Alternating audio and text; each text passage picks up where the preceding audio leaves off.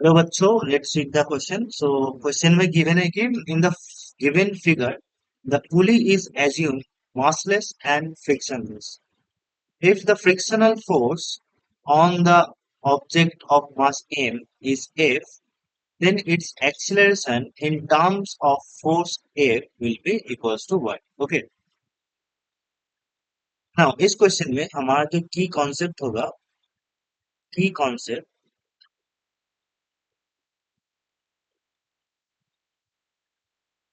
That is, सो पहला जो की कॉन्सेप्ट यहाँ पर लगेगा is Newton's second law of motion.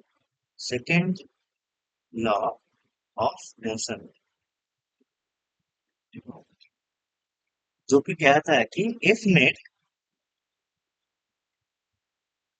Is equals to mass into acceleration. Okay. And second जो कॉन्सेप्ट यहाँ पर लगेगा दैट इज फ्रिक्शनल फोर्स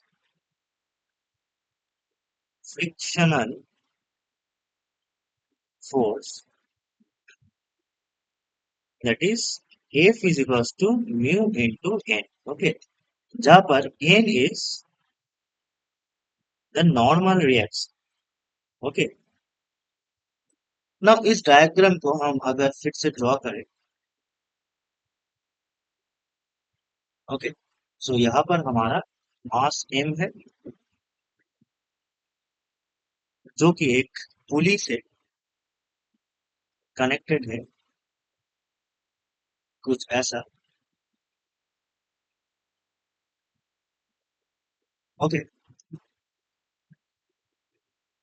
जिसको हम F फोर्स से खींच रहे हैं.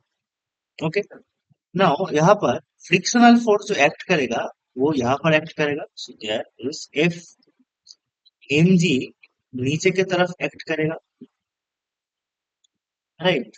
And normal force N will act here. Now tension, this is a fixed massless pulley. Okay.